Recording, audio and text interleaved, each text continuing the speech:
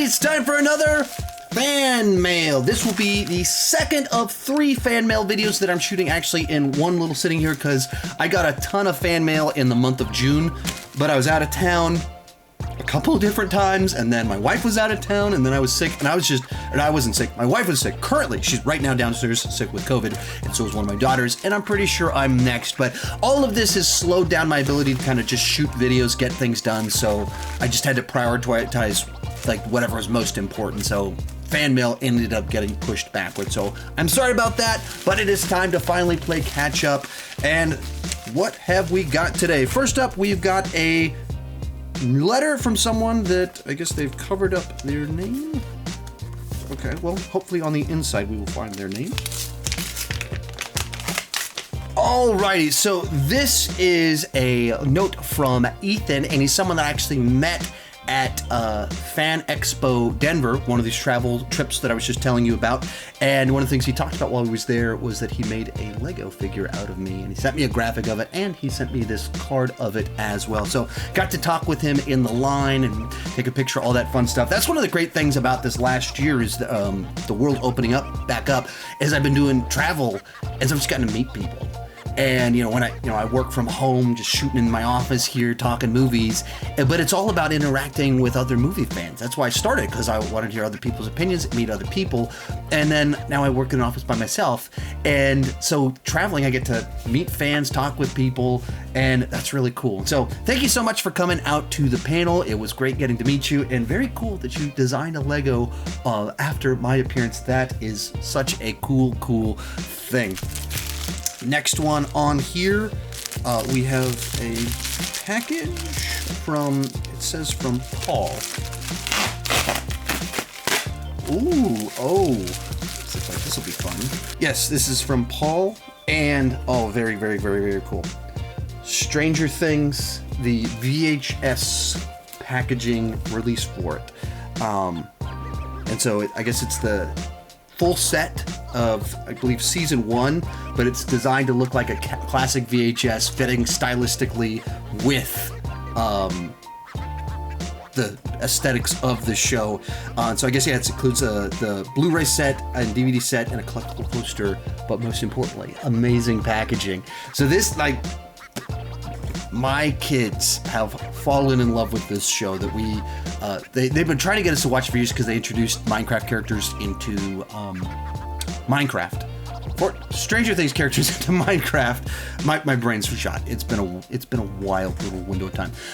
Introduced Stranger Things characters into Minecraft, and so they've been obsessed with all the creatures in the Demogorgon ever since. And so finally, with the new season dropping, we were watching through it, and so they watched a bunch of it and fell in love with it. And literally days after watching her first episode of Stranger Things, Chloe decided she wanted to go as 11 to Fan Expo Dallas. And so, yeah, this one right here will make me very popular with my children. Paul, thank you so much for that. And then we have a letter from Donovan Thomas. Thank you so much for the letter.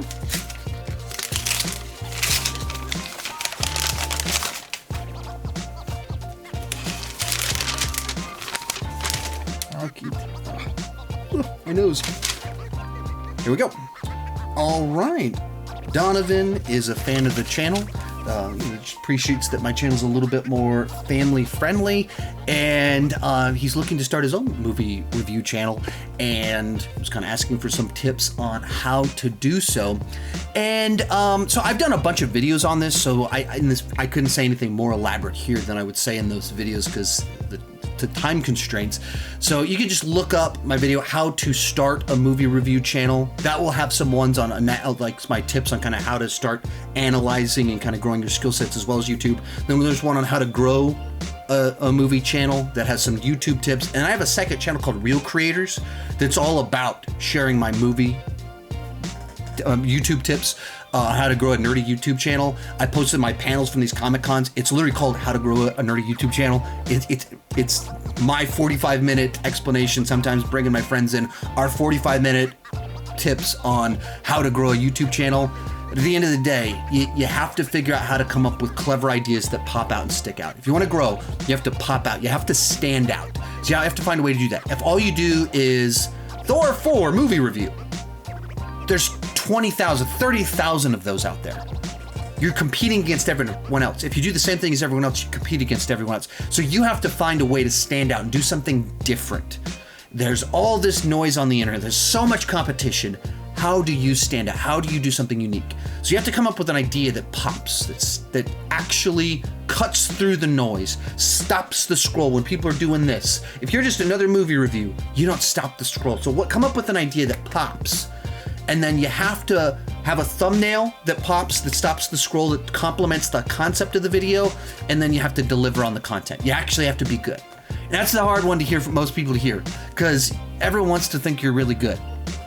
Everyone's mom thinks that they're awesome.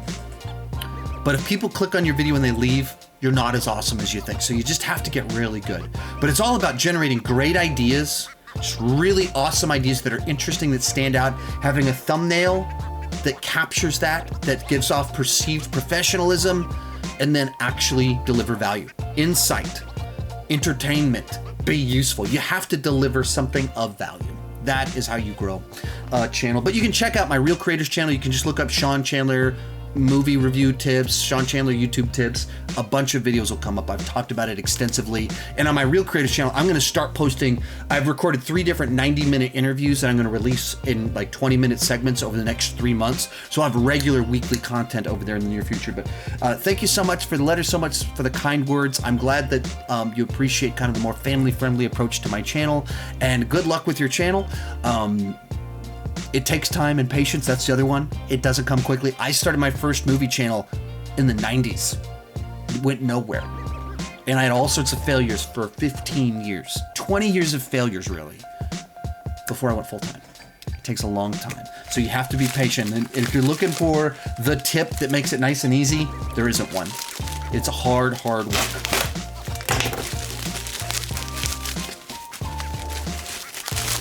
And final one in here, we got some movies and we got a note from Tyson. Give it a read. So this is Tyson saw some movies that he didn't think was in my collection that he liked, that he thought I might like, and he saw them at a good price, so he sent them my way. Then he asked, what director rankings do I have planned for the rest of the year? Specifically asked about David Cronenberg and George Miller. I don't plan on doing David Cronenberg. He's not on my radar at all at any point in time. He's just not a director I've gravitated towards, so I don't think that would ever happen. George Miller, his new release feels a little bit too small scale at the moment. Whenever the new Mad Max comes out, I think that'll make a bigger splash. So whenever that one comes out, if that's a year, 2 years, 3 years, whatever it is, he takes a long time to make those. When that one comes out, I'll probably do a George Miller ranking, but it won't be this year. For this year, I got a Jordan Peele coming in just a couple weeks, so that's an easy one because it's only 3 movies. James Cameron in December. That'll definitely happen. Huge James Cameron fan. And then it's under 10 movies, so it's pretty easy to do once again. The one I don't know if it'll happen. I'm planning on it. I want it to happen. I'm thinking through needing to start watching the movies now is Martin Scorsese. He's got a new movie coming out later this year, supposedly. And if it does, I really hope to be able to do a Scorsese ring. But it's tough because he's been making movies for over 50 years. And they're not short, they're not escapism, they're not quick little easy watches. They're movies that you need to sit there and just invest yourself in them. I can contrast that with if I do a horror ranking of like Friday the 13th movies. There's 12 of them, but they're very simple plots, every single one of them. And so they're just very easy to digest. And they're easy to just kind of like, I'll put one on in the afternoon and I'll watch one at night and you just knock that out really quick. Because they're also 90 minutes long, very little investment. You just introduce some characters that are about to get killed and then you have your final girl survives. That's not a Scorsese movie. They are like an investment from beginning to end. Most of them are over 2 hours. A lot of them are 3 hours long. Some of them are over 3 hours long. And they're deep, they're heavy, they're taxing. So it's tough to do. But that's the big one that I hope to do that I've never done before. That's a pretty big project. That actually probably, if I end up doing that one, will be the biggest project I do this year. I know a ton of people want it. People have been sending me a bunch of his movies in fan mail for years. So hopefully that can happen. It's just really tough because you think I'm not putting on Goodfellas. I'm not putting on Wolf of Wall Street at 6 o'clock to watch with the kids. I have to wait, and it's tough to watch it in the middle of the day because it's 3 hours long. So I have to watch it after my kids go to bed. So that's 30-ish movies. He's made 30 movies. I'm watching at nighttime. It's just tough. And how many do my wife want to watch with me? That's what makes some of those ones really tough. So like I said, he also sent some movies with on. First up, Platoon.